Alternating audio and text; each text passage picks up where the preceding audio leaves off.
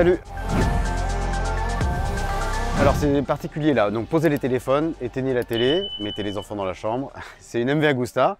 Et c'est une MV Agusta, je pense pour la première fois de l'histoire, mais il y aura bien un spécialiste pour me sortir un modèle des années 60 avec une jante de 21, j'en doute. Sûrement la première MV Agusta avec une jante de 21 devant, donc un vrai trail, jante de 18 à l'arrière. Position trail, enduro veloce, donc elle est vraiment très différente de l'ancienne, la Turismo veloce, même si le moteur, la base du moteur, le 3 cylindres en ligne est le même, mais qui a été beaucoup retravaillé pour avoir beaucoup de couples à bas régime. Alors MV dit que le maximum de couple est disponible à 3000 tours, donc 85%, pas le maximum, mais 85% en fait du couple est disponible à 3000 tours.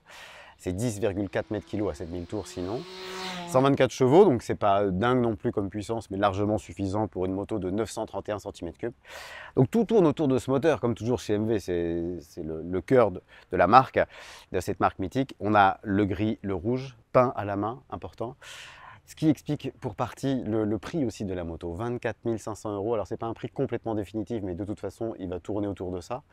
Ce qui est assez élevé, on va être d'accord, pour une moto dont le triptyque poids assez élevé, 245 kg, tout plein fait, puissance modérée, 124 chevaux et 24 500 €, tout ça sur le papier laisse craindre une moto qui va pas plaire forcément beaucoup, même si elle est très jolie. Enfin moi je la trouve très jolie. Une chose est sûre, là c'est plus objectif, elle est très bien finie au niveau des carénages, des matériaux utilisés, d'équipement. Alors on va partir de la fourche, une grosse fourche de 48 mm de diamètre, Sachs. Pour ce qui est de l'amortisseur, amortisseur Sachs aussi. Donc tout ça est réglable évidemment en précontrainte, détente, compression hydraulique. Freinage Brembo, vous le voyez, le fameux freinage 4 pistons, étrier radial, le classique, quasiment sportif. Cette belle jante Excel de 21 pouces, jante à rayon, évidemment à l'arrière aussi. Pour le moteur, j'en ai déjà parlé, donc 3 cylindres en ligne, plutôt placé assez bas, parce que l'équilibre de la moto a beaucoup été travaillé, et ça on le verra pendant l'essai. On a un réservoir de 20 litres, un bel écran TFT de 7 pouces hyper lisible, vous allez voir. Des commodos très jolis, tout ça est aussi facile à utiliser. Une bulle qui n'est pas réglable en hauteur. La protection est pas mal, enfin on va voir ça aussi tout à l'heure pendant l'essai. Cet échappement quand même assez volumineux, évidemment elle passe les normes Euro 5. Un petit porte-paquet. De série on a le quick shifter up and down. Donc en électronique on a le package complet, c'est-à-dire contrôle de traction. Sur 8 niveaux, engine braking, donc le frein moteur sur 2 niveaux. Les suspensions ne sont pas pilotées mais elles sont réglables, donc là il n'y a pas d'électronique. Pour le reste, on a aussi un launch control, alors ça c'est très bizarre en fait, comme si on allait faire des départs de Grand Prix. Mais on va voir que le Grand Prix a son importance dans cette moto, dans un domaine où on ne l'attend pas forcément. Voilà, donc au niveau de l'équipement ça va, c'est sur des valeurs un peu basiques qu'on se demande si cette moto a vraiment sa place. Alors au niveau de la concurrence, évidemment il y a la Triumph 900, qui est un 3 cylindres aussi, donc on a envie de dire que c'est celle-là qui va venir vraiment en frontal par rapport à la MV. Mais en fait, on va voir que non. Cette MV Agusta se place sur un créneau qui est occupé pour l'instant par personne. Et c'est intéressant de rouler, on se retrouve après pour voir ce que ça donne. Voilà, départ avec la Enduro Veloce. Alors c'est toujours une petite émotion évidemment, MV Agusta. D'ailleurs la marque mise là-dessus, sur le côté premium, le côté mythique. La qualité de fabrication aussi qui se voit tout de suite. Alors on n'en entend pas moins évidemment d'une moto qui est à 24 500 €, mais malgré tout c'est là, c'est présent, les plastiques brillent, c'est quali. La position de conduite est parfaite. Alors on est vraiment sur un trail, mais avec un guidon qui est pas trop large, peut-être des poignées un petit peu épaisses à mon goût. Donc quand on a des gants épais, notamment en hiver, ça peut peut-être gêner un peu, mais enfin bon, là c'est pour pinailler. Très bonne visibilité des rétroviseurs. En revanche, on a une bulle qui n'est pas réglable. Alors pour quelqu'un qui fait 1 m 70, la protection suffit. 1 m 80 apparemment ça va encore selon les collègues. Et au-delà, ça va forcément porter un peu préjudice. Et puis on y vient tout de suite. Le son. Le son absolument incroyable du 3 cylindres en ligne MV Agusta. Ça n'a rien à voir par exemple avec le 3 cylindres 900, non, le cylindre comparable de la Triumph Tiger. Beaucoup plus, comment dire, rond, mou. Je parle vraiment uniquement de sonorité là. On a un trail qui fait un bruit de MotoGP, c'est absolument dingue. C'est très bizarre d'ailleurs. Quand on est bien assis sur une selle un peu ferme, mais malgré tout, là on a déjà fait 150 km, elle fait pas du tout mal aux fesses. On a pas mal au bas du dos, on a les bras bien écartés mais pas trop. Et on a ce bruit de moteur, on se croirait sur une moto hyper sportive. Et pas du tout. Il y a tout cet univers là, mais enfin on voit bien que c'est pas une sportive quoi. Sauf quand on accélère. Alors ce moteur, il a été conçu pour donner le maximum du couple à, j'allais dire, à très bas régime. En fait, à 3000 tours, il y a 85% du couple disponible. C'est presque un petit peu tôt, quoi. Du coup, moi, je me suis aperçu, je navigue en général entre 3 et 7000 maximum, parce que ce qui est un poil décevant, en revanche, toujours ramené au prix, toujours ramené à la marque, ce qu'on peut attendre d'une MV. Dans les régimes supérieurs, entre 7 et 10 000, puisque la zone rouge commence à 11 000. Là, la moto est plus linéaire, on s'attendrait à un deuxième petit coup de boost, même si je sais, c'est pas une sportive, c'est un trail, mais on s'attend à quelque chose de plus qu'on n'a pas au régime. Mais en revanche, on a ces bas et mi-régime absolument pleins, et ce son qui participe à l'ambiance extraordinaire. Franchement, si j'avais les moyens, mais je les ai pas, si j'avais les moyens, je pourrais acheter l'Enduro Veloce juste pour ce son complètement fou. Alors avec le shifter en plus, on a cette petite coupure avec une pétarade aussi à la décélération quand on coupe les gaz, c'est génial. Justement pour la réponse des gaz, elle est très douce. Alors en mode touring, elle est particulièrement douce, voire même peut-être un peu trop. On peut aller dans le mode qui s'appelle Custom All Terrain. Et là, on paramètre le frein moteur, la réponse à la poignée, donc là j'ai mis au plus agressif, le traction control qui est disponible sur 8 niveaux.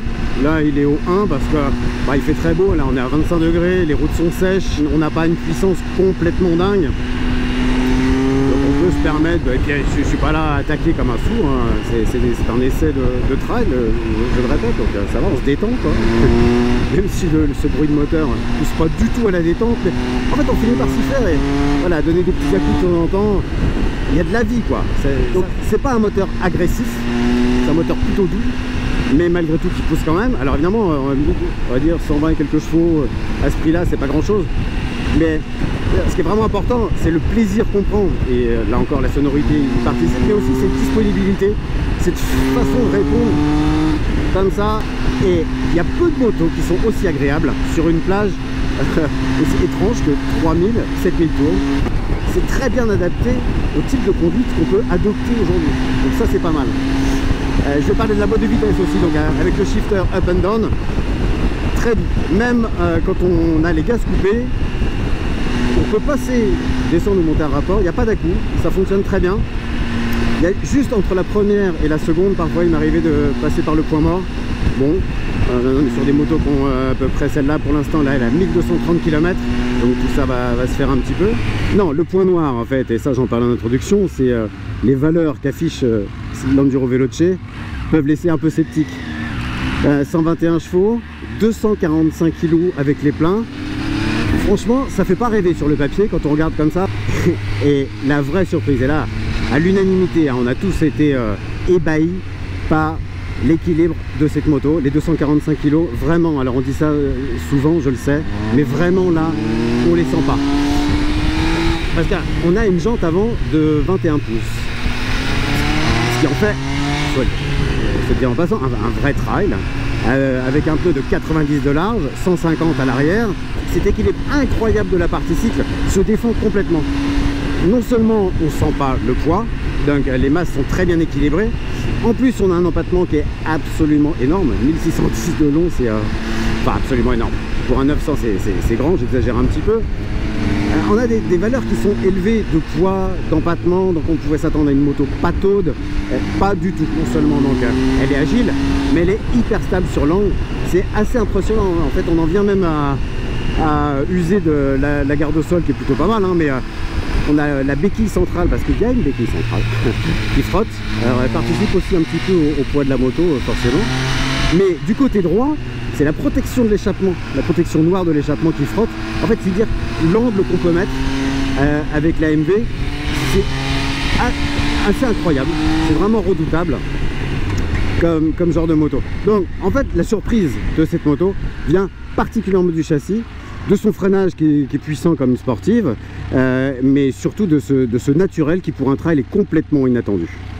Voilà, donc j'espère que vous avez entendu le bruit absolument incroyable et magnifique de ce moteur. En fait, ça fait presque tout le charme et j'ai envie de dire presque ça pourrait faire le déclenchement de l'achat de cette moto. Ok, j'exagère, hein, sur 24 500 € juste pour un bruit, on est d'accord, je blague un peu.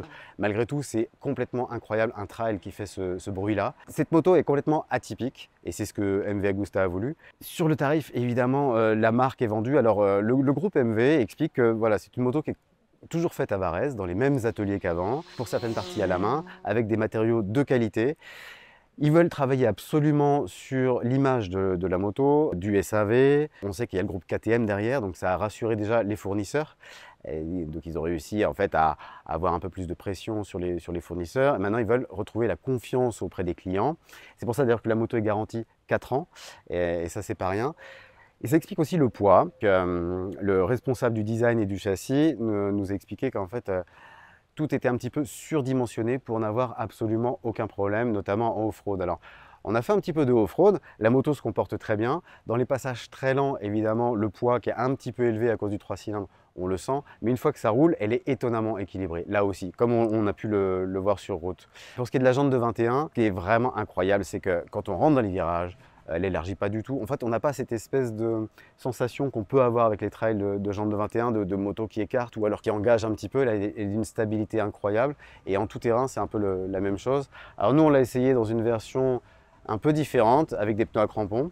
D'ailleurs, je fais une parenthèse pour dire que cette MV Agusta existe aussi en version Eddie Orioli à 30 000 €, je sais, avec une bagagerie. Donc les deux valises, le top case en aluminium, des pneus plus typés tout-terrain, une signature Eddie Orioli, tout un package. Encore une fois, tout ça est un peu cher, ok, d'accord. C'est le créneau MV, c'est-à-dire que c'est une moto qui est destinée aussi à faire rêver, c'est pour ça qu'elle se place comme ça. Tout est de qualité, c'est-à-dire que j'aurais du mal à trouver un vrai défaut à cette moto. Peut-être un petit peu l'embrayage qui accroche au départ, mais on s'en sert plus après, puisque de toute façon, il y a le shifter qui fonctionne très bien. La boîte de vitesse est parfaite, hein, avec un étagement assez court sur les 4 premiers rapports, un peu plus long sur 5 et 6. Et moi, je ne vois pas vraiment de défaut à cette moto, si ce n'est que sur le papier, en effet, elle peut faire craindre un peu son poids, etc. Promis, on ne le sent pas, hein. Vraiment, je le dirais, j'ai l'habitude de le dire. Et d'ailleurs, MV Agusta tient absolument à la faire essayer le plus possible. Ils vont mettre pas mal d'argent dans l'année pour développer des moments d'essai avec les concessionnaires, etc. Alors pour l'instant en France, il n'y en a pas beaucoup des concessionnaires, il y en a 19. Tout ça est géré maintenant aussi par le groupe donc KTM France, qui a aussi GazGaz, Husqvarna, MV vient là-dessus. C'est un gage de sérieux, mais il va falloir que tout ça prenne de l'ampleur. Donc il va falloir un petit peu de temps pour que ça s'installe, que cette Enduro Veloce soit visible, que tout le monde comprenne que la puissance n'est pas indispensable quand on a cette sensation, ce bruit moteur. En fait, tout se joue sur l'émotion. Ok, je comprends et je suis sûr que vous allez le dire en commentaire, c'est cher payé et je suis d'accord avec vous. Malgré tout, la qualité est là. Donc là, ça vaut vraiment le coup d'aller essayer, ne serait-ce que par curiosité, une moto qui est vraiment différente par rapport au... Même, je vais prendre la Suzuki V-Strom. Là, on est vraiment sur du bas de gamme en termes de tarifs, hein, pas de qualité de la moto, on sait que la Suzuki est très bien, mais sur des tarifs très moindres.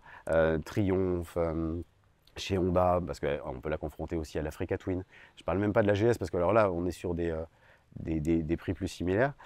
Elle se décale complètement, autant par son look que par ce moteur incroyable. Et là, ça joue vraiment la carte 3 cylindres, là où la Triumph 900 ne le joue pas vraiment parce qu'il est un petit peu mou. Celui-là, il n'est pas mou, il manque peut-être un peu de puissance en haut et ça pourrait venir dans l'avenir, on pourrait avoir un peu plus.